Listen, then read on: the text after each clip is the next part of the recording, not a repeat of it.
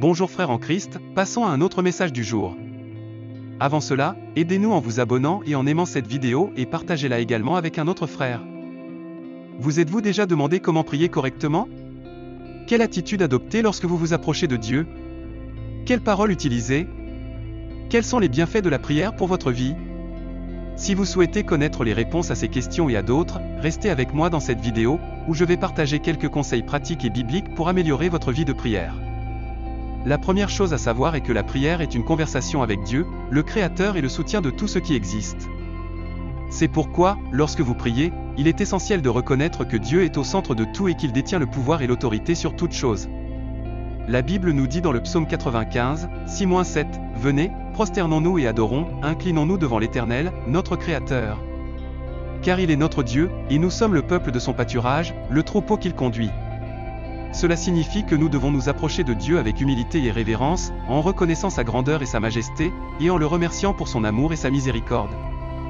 Nous ne devons pas prier avec orgueil, arrogance ou hypocrisie, pensant que nous sommes meilleurs que les autres ou que nous pouvons manipuler Dieu avec nos paroles.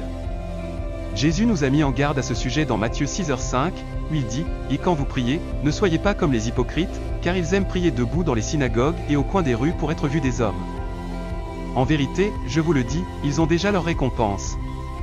Au contraire, nous devons prier avec sincérité, transparence et confiance, en ouvrant notre cœur à Dieu et en exprimant nos sentiments, pensées et besoins. Dieu nous connaît mieux que quiconque et il désire avoir une relation personnelle et intime avec nous. C'est pourquoi la prière est une opportunité de nous rapprocher de lui et de mieux le connaître.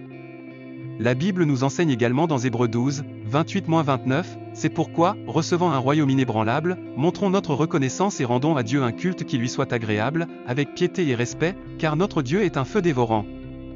Une autre chose importante à propos de la prière est qu'elle exige la foi. La foi est la ferme assurance des choses que l'on espère et la conviction de celles qu'on ne voit pas, selon Hébreux 11h1. Sans foi, il est impossible de plaire à Dieu, car celui qui s'approche de lui doit croire qu'il existe et qu'il récompense ceux qui le cherchent, comme le dit Hébreux 11h6. La foi nous fait croire que Dieu existe, qu'il nous écoute et qu'il peut répondre à nos prières. Cependant, notre foi est souvent affaiblie par le doute, la peur, l'impatience ou l'incrédulité. Nous pensons que Dieu ne nous entend pas, qu'il ne se soucie pas de nous, qu'il ne peut rien faire pour nous ou qu'il ne veut pas agir. Ces attitudes nous éloignent de Dieu. Nous nous éloignons de ses bénédictions. La Bible nous enseigne dans Jacques 1, 6-7 que nous devons demander avec foi, sans douter, car celui qui doute est semblable à une vague de la mer, emportée et agitée par le vent. Une telle personne ne doit pas s'attendre à recevoir quoi que ce soit du Seigneur. C'est pourquoi il est essentiel de prier avec foi, en croyant que Dieu est fidèle et qu'il accomplit ses promesses. Je peux en témoigner, car j'ai vu comment Dieu a répondu à mes prières dans des moments difficiles de ma vie. Par exemple, lorsque j'ai perdu mon emploi, j'ai prié Dieu pour qu'il m'en fournisse un autre, et il l'a fait.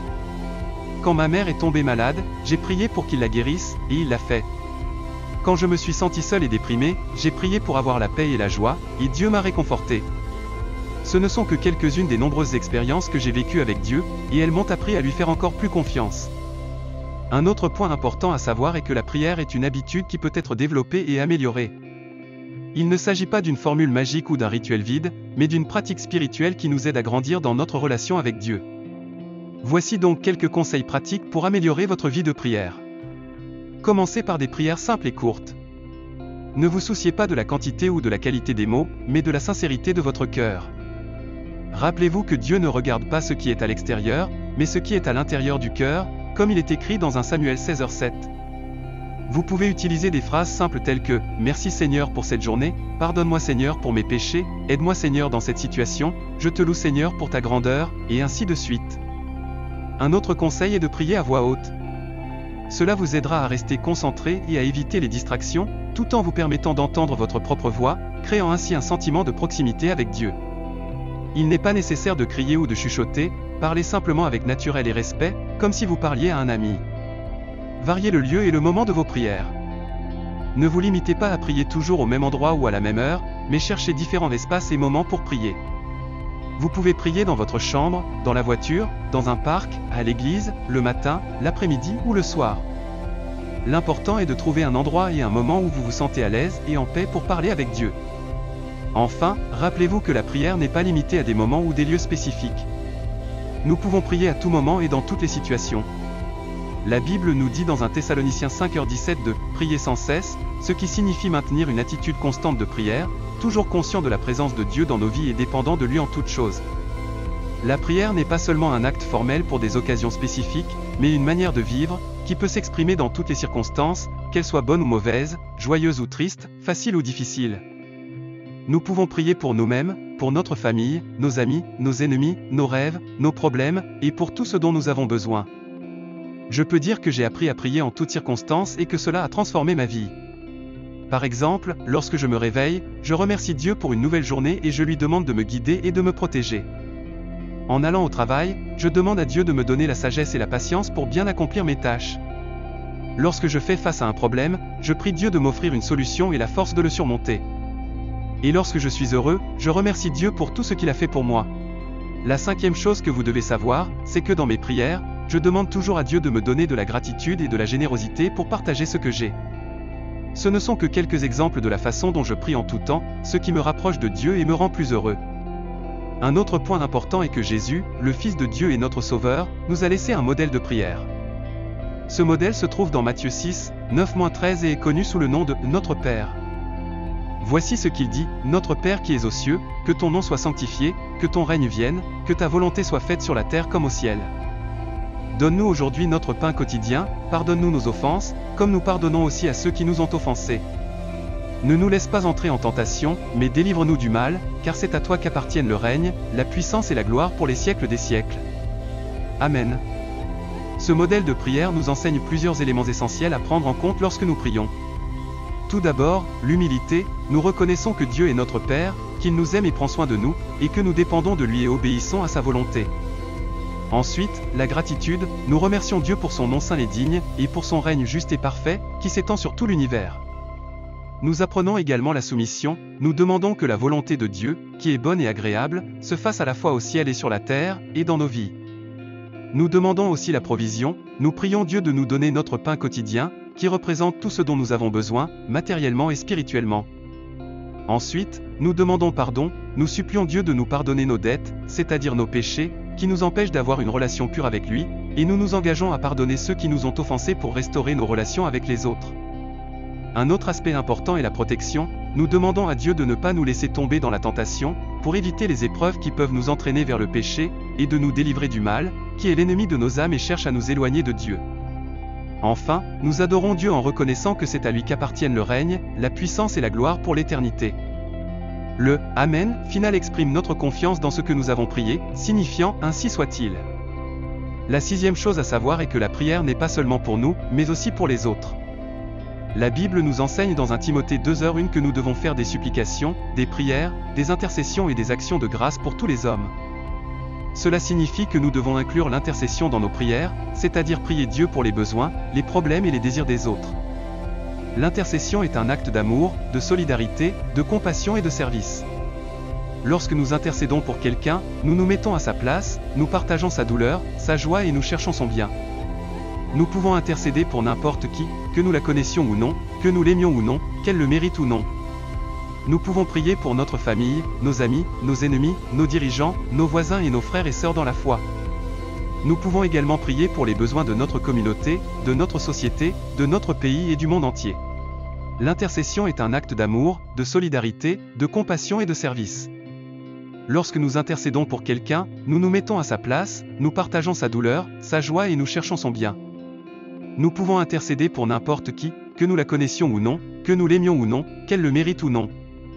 Nous pouvons prier pour notre famille, nos amis, nos ennemis, nos dirigeants, nos voisins et nos frères et sœurs dans la foi. Nous pouvons également prier pour les besoins de notre communauté, de notre société, de notre pays et du monde entier. Je peux témoigner de la puissance de l'intercession, à la fois en intercédant pour les autres et en étant l'objet des prières des autres. La sixième chose que vous devez savoir, c'est que l'intercession a un pouvoir incroyable. Lorsque mon frère était à l'hôpital, j'ai prié Dieu pour qu'il le guérisse et restaure sa santé, et Dieu a exaucé cette prière. Lorsque j'ai traversé une crise dans mon mariage, d'autres personnes ont prié pour moi, demandant à Dieu de me donner sagesse et réconciliation, et il l'a fait. Ce ne sont là que quelques exemples de la manière dont l'intercession peut accomplir des miracles et transformer des vies. La septième chose à savoir est que la prière n'est pas seulement faite pour demander, mais aussi pour louer et adorer.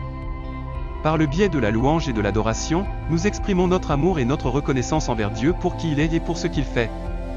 La Bible dit dans le psaume 34, 1-3, « Je bénirai l'Éternel en tout temps, sa louange sera toujours dans ma bouche. Mon âme se glorifiera en l'Éternel, les humbles l'entendront et se réjouiront. Magnifiez l'Éternel avec moi, et exaltons ensemble son nom. » Cela signifie que nous devons louer et adorer Dieu en tout temps, non seulement avec des paroles, mais aussi avec nos actions, nos pensées et nos sentiments. En faisant cela, nous reconnaissons que Dieu est le commencement et la fin de nos vies, l'alpha et l'oméga. La louange et l'adoration apportent de nombreux bienfaits à notre vie de prière.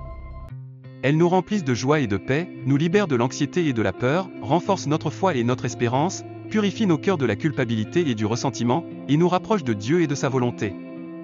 Nous pouvons louer et adorer Dieu de différentes manières, selon nos talents, notre personnalité et notre culture.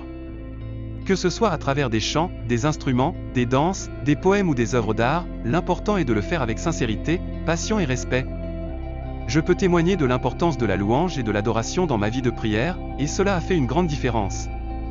Par exemple, lorsque je me sens triste ou anxieux, je chante des louanges qui me rappellent l'amour et la puissance de Dieu, et je ressens sa présence me réconforter et me fortifier. Quand je suis heureux et reconnaissant, je loue Dieu avec des instruments, exprimant ma joie, et je ressens sa présence me remplir encore plus de gratitude. La 8e chose que vous devez savoir, c'est que la prière est aussi un moment pour confesser et se repentir. La confession et le repentir sont des actes d'humilité et d'obéissance qui nous aident à restaurer notre communion avec Dieu lorsque nous avons péché.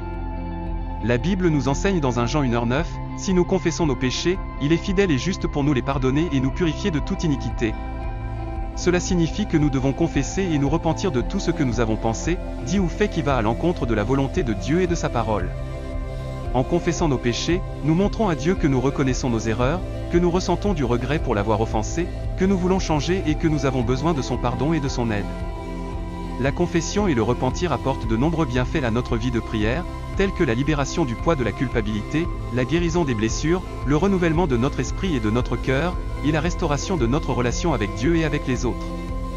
Nous pouvons confesser et nous repentir de nos péchés de manière personnelle et privée ou de façon publique et communautaire, selon la gravité de nos péchés et la direction du Saint-Esprit. Ce qui importe le plus, c'est que nous le fassions avec sincérité, un vrai repentir et une volonté ferme de changer. Je peux témoigner que la confession et le repentir ont été une grande bénédiction dans ma vie de prière. Par exemple, lorsque j'ai menti ou fait du tort à quelqu'un, j'ai confessé mes péchés à Dieu et aux personnes concernées, et j'ai ressenti le pardon de Dieu ainsi qu'une nouvelle opportunité de recommencer.